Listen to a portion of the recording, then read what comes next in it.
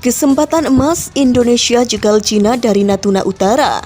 Militer Beijing saat ini mulai melemah. Klaim 9 Dash Line Cina yang menyasar Natuna Utara milik Indonesia sebenarnya ilegal. 9 Dash Line Cina sudah ditolak oleh Pengadilan Arbitrase Internasional di mana klaimnya di Natuna Utara Indonesia ilegal. Dengan demikian tak ada alasan lagi bagi Cina untuk mengklaim Natuna Utara milik Indonesia. Hebatnya Cina merasa putusan arbitrase internasional itulah yang ilegal. Mereka yakin klaim 9 Dash Line sesuai dengan UNCLOS. Menilik dari klaimnya, tak ada sama sekali 9 Dash Line sesuai dengan UNCLOS. Yang ada Cina melakukan berbagai macam gerakan yang bisa menimbulkan gesekan antara dirinya dengan negara-negara di Asia Tenggara. Dalam hal ini, juru bicara Kementerian Luar Negeri Cina, Geng Shuang berkomentar bahwa tidak peduli apakah pihak Indonesia menerimanya atau tidak, itu tidak dapat mengubah fakta objektif bahwa Cina memiliki hak dan kepentingan di perairan yang bersangkutan. Jelas jubir Kemenlu Cina, Geng Shuang dikutip dari 163.com. Selain di Natuna Utara Indonesia, Cina juga mengklaim Kepulauan Spratly milik Filipina. Klaim ini membuat Filipina marah dan di mananya 9 Dash Line sesuai dengan UNCLOS. Manila yang militernya lemah langsung memperkuat diri.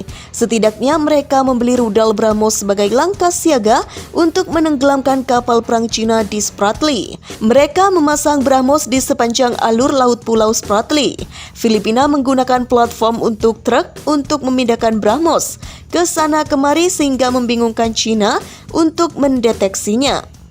Pada tanggal 28 Januari 2022, Departemen Pertahanan Nasional DND Filipina menyelesaikan pembelian 3 baterai rudal jelajah BrahMos buatan India seharga 18,9 miliar peso Filipina atau 369 juta dolar. Acara tersebut berlangsung di markas besar DND di Camp Aguinaldo dengan peserta penting termasuk Menteri Pertahanan Filipina, Delvin Lorenzana, dan Duta Besar India Shambhu S. Kumara. Acara ini sangat monumental bagi kedua negara, menandai ekspor pertama BrahMos oleh India dan langkah maju yang signifikan untuk salah satu proyek besar di horizon 2 angkatan bersenjata dari Filipina atau AFP. Dari program modernisasi revisi AFP, jelas di defensearchive.org. Setidaknya saat ini ada 3 baterai BrahMos siap sedia di Spratly.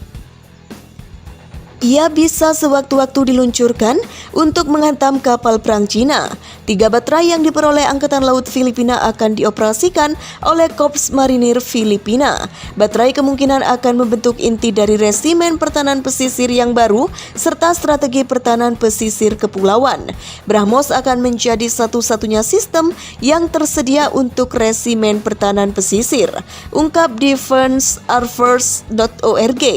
Cina sendiri nampak menganggap enteng BrahMos Filipina.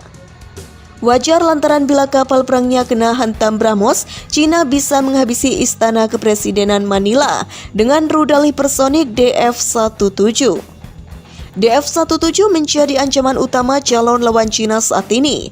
Diresmikan pada tanggal 1 Oktober 2019, DF-17 menggunakan ramjet sebagai tenaga pendorong agar dirinya mencapai kecepatan hipersonik saat melaju menuju target. Cina mengembangkan DF-17 sejak 2014. Mereka sengaja membuat DF-17 untuk menanggulangi adanya kapal induk US Navy. Jikalau tak bisa dilawan dengan kapal induk Liaoning, maka Cina akan meluncurkan DF-17 untuk melalapnya. Tapi tunggu dulu, itu peran kecil dari DF-17 dengan hulu ledak konvensional. Cina juga mengembangkan DF-17 sebagai rudal serang darat termonuklir. Ia juga bisa menjadi rudal balistik antar benua berhulu dari ledak nuklir. Jarak tempurnya sangat jauh, yaitu 1.800 hingga 2.500 km. Negara di Asia Tenggara tak punya sistem yang bisa menangkal agresivitas DF-17 saat ini. Bahkan Indonesia sendiri juga tak mempunyai sistem pertahanan untuk menangkal rudal hipersonik semacam DF-17. Pengembangan rudal hipersonik perlu mendapat atensi khusus, terang Kasau Marsikal TNI Fajar Prasetyo. Rudal hipersonik bisa ditangkal, namun Indonesia harus mempunyai sistem pertahanan canggih yang harganya terlampau mahal. Rudal ini sulit ditangkal. Jikapun mampu ditangkal, maka sistem penangkalnya akan sangat mahal. Ibaratnya bagaimana kita mampu menangkal peluru dengan peluru lagi. Rudal hipersonik dapat melaju hingga minimal 5 kali kecepatan suara. Dibutuhkan penembak ulung yang sigap selama 24 jam sehari. Ujar Fajar menggambarkan kemampuan rudal hipersonik. Mau dilihat dari kacamata manapun, militer Cina memang sangat kuat. Baik AL, AU, dan AD Cina dibekali senjata buatan dalam negerinya yang berkualitas terbaik. Maka mereka berani melontarkan 9 Dash Line karena punya militer yang siap bentrok dengan pihak lawan. Tapi lambat laun militer Cina bisa semakin lemah. Perlu diketahui sebelumnya bahwa penguatan pertahanan adalah satu sisi mata koin dari perekonomian. Jika ekonomi kuat, maka pertahanan negara juga strong. Sebaliknya, jika ekonomi melemah, militer juga ikutan kacrut.